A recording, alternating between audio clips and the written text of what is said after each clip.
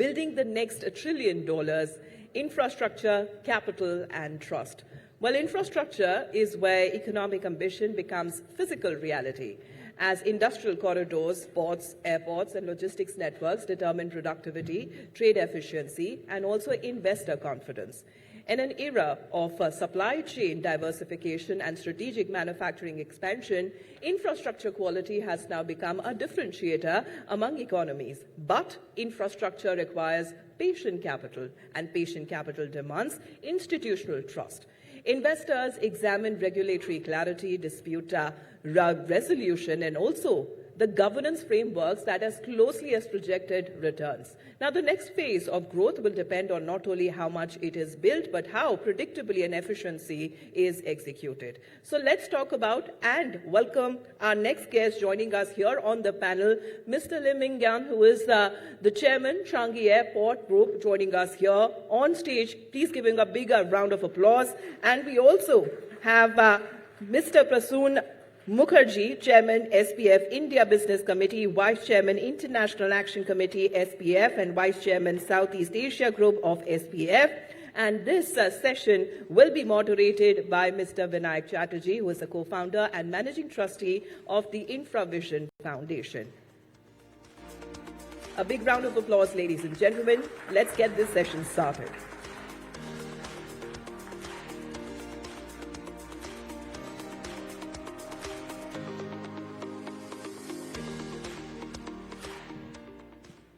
Good morning, everybody. We are ready to launch off into our discussion.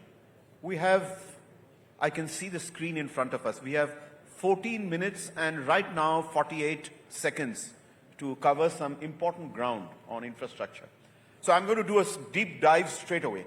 And I'm going to go to Mr. Lim first to ask you a reasonably provocative macro question, which is, that in the growth and development of Singapore as a hugely applauded nation state, which is widely recognized all over the world for its developmental success and agenda, both ports and airports were critical to the development of Singapore's economy and its positioning on the global stage. You are representing Changi Airport. For India, let me ask you a frank question. Is airports and civil aviation infrastructure critical to our growth agenda, or is it good to have? Because some people could argue that if we had to allocate resources, then a higher proportion of resources in an Indian subcontinental stature with the kind of population and economy you have should really go to railways, waterways, highways, water infrastructure, irrigation. So the question for you is, civil aviation infrastructure for India, critical for our developmental agenda or good to have? Thank you very much. First of all, happy to be here. For Singapore, the airport and obviously the port has been crucial for the development of Singapore. Over the course of the last 60 years since our independence, Singapore economy was able to grow because we were able to be connected to the rest of the world, and through a period where global trade was growing, and that allows us to in fact attract many foreign direct investments into Singapore, set up the business there, and then be connected to the rest of the world. So that's what happened to Singapore. But if you look at India, it's a big country. So over the course of the last 20 years, I think you can see civil aviation infrastructure has improved significantly. And look, if we take a view over the next 10, 20 years, I believe this will continue to improve. So if you look at it, civil aviation is important for India to be connected domestically within India, and also to be connected to important centers of commerce and centers of development in other parts of the world. So for example, we have this meeting here today. So and I believe many of you who are not based in New Delhi would have flown into New Delhi. So it's not possible for you to take a much slower mode of transport to get here. But having said that, I would say that transport, connectivity, mobility is important. Civil aviation is one part of it. I think the Minister of Rail was just here earlier. So railway connection, I think, is important. And I've seen other geography where airports and railway stations are very well connected. They are quite seamless for passengers to move from one location to another location through a multimodal transport mode. So critical. Your answer is, if I were to summarize in one word, critical, not just good to have. Right? Yes, okay? absolutely. Thank you. So Prasoon, I'm going to come to you after about 2-3 minutes, till I'm going to make Mr. Lim slightly uncomfortable with another unsettling question. Okay with you, Mr. Lim? Okay. So the question is, India is on a very major journey of infrastructure build-up, and that too, the expectation that not just private capital will come into India's infrastructure development, but foreign direct investment will come in. Now let's take a look at Jewar Airport in Greater Noida. 100% FDI from Switzerland with Zurich Airport, right? Mr. Prem Vatsa from Canada investing in Bangalore Airport, right? 5 new airport clusters, as reported in the Economic Times, is coming up for bidding in the next few weeks or months, I don't know. Amritsar, Kanpur, Kangra, one cluster, Varanasi, Kushinagar, another cluster, Raipur, Aurangabad, one cluster, Bhubaneswar, Hubli, another cluster, and Trichy, Tirupati, another cluster. So another 11 airports are coming up for bidding in 5 clusters. Foreign direct investment is allowed 100%. Singapore Airlines already has a presence here with Tata's in the airlines business. The question I have for you, sir, can we expect Changi Airport to get more active in the prospects of investing in Indian airports wherever there are PPP bids coming up? Because you have a small investment, 26% if I am right, or maybe it's a little higher now, in Durgapur Airport. That was done some time back. But among the largest swath of airports that are coming up, could we see more enthusiastic participation by Changi Airport? What's your thinking on that? Thank you very much. Very interesting question. In fact, I just want to let everybody know that Durgapur is doing very well. So we are able to add value to an airport despite the fact that it is a relatively small airport. Having said that, I would just like to come back to this question about the Indian aviation market. I think this is definitely a growth market. From CAG's perspective, we monitor very closely, and we are watching, in fact, how we could perhaps be involved with some of these airport projects. There are many ways in which you can get involved. I think if you talk about direct investments into an airport, it is like very much a real estate investment or a major infrastructure investments where the local context becomes very important. So CAG is good at managing airport.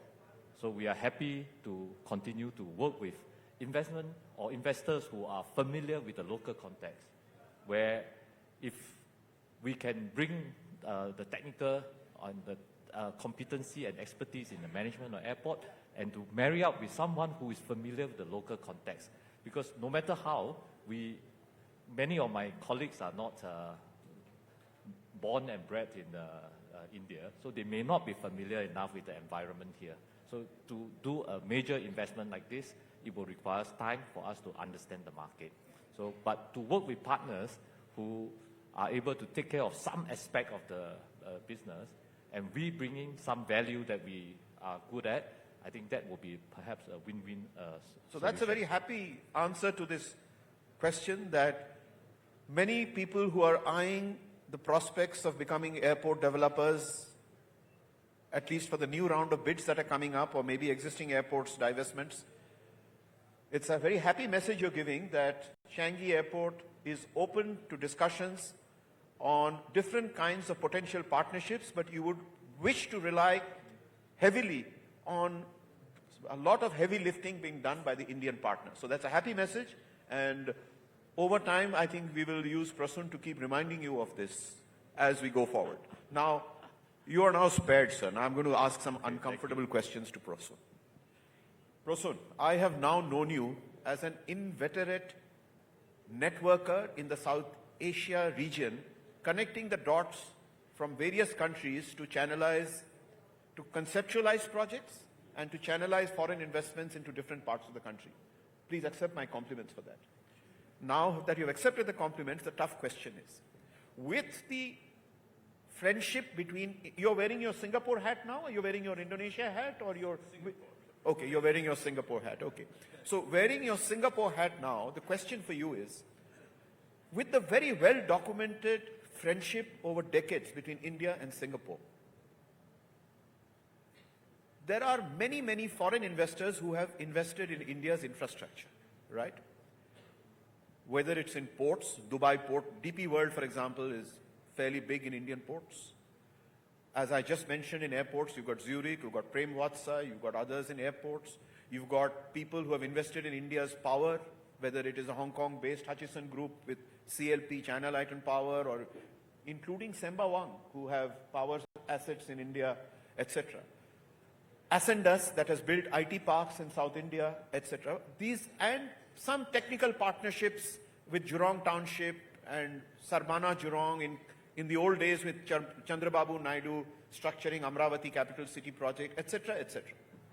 These are little interventions where we have seen some smattering of Singaporean investments. But the big question for you is, and our time seems to be over, so the big question for you is, and I'll leave this one question for you. With India and Singapore friendship, has Singapore lived up to India's expectation in the nature, quantum and diversity of investments in India's infrastructure that India would expect across ports, airports, railways, metro, water? Or has Singapore underplayed its hand? That's the only one and single question I have for you. You know, I have to be very honest about this, and first of all, I must tell that if you really listened on the 12th of February budget of the Singapore Prime Minister, Singapore Prime Minister spent good amount of 15 minutes, I think somewhere between 10 to 15 minutes of time on internationalization. His main focus of the budget was internationalization and AI. So, I mean, as Singapore, we have really no option but to internationalize. Singapore has played some role. I mean, Singtel is, has invested heavily in Airtel. The investment, currently just on the Singtel's portion is around $30 billion valuation, as such. Very recently, the Singapore Airlines has taken a big stake in Air India. So I think that what I'm trying to say is that Singapore has done some, but Singapore has to do a lot. One thing also for the information of the Singaporeans, I'll just take 30 seconds to say this, that there was a time in early 90s and in 2000 when the destination of India was Singapore. Today, India's destination and the world's destination is India. So Singapore also will have to compete. Singapore will also have to compete into getting into those lucrative spaces like Singtel or PSA Port and all this. So with the effort has to be also from the Singapore end. Thank you, Prasoona. Time's up, but your answer is very clear that with the way India is shaping up, it is natural for Singapore to play a far more proactive and energetic role. With this and the buzzer going twice, I have to only thank you, gentlemen, for your time and for the participation, and thank you to the audience. Thank you very much. Thank you. A big round of applause, ladies and gentlemen. Thank you very much, gentlemen, for joining us here on stage.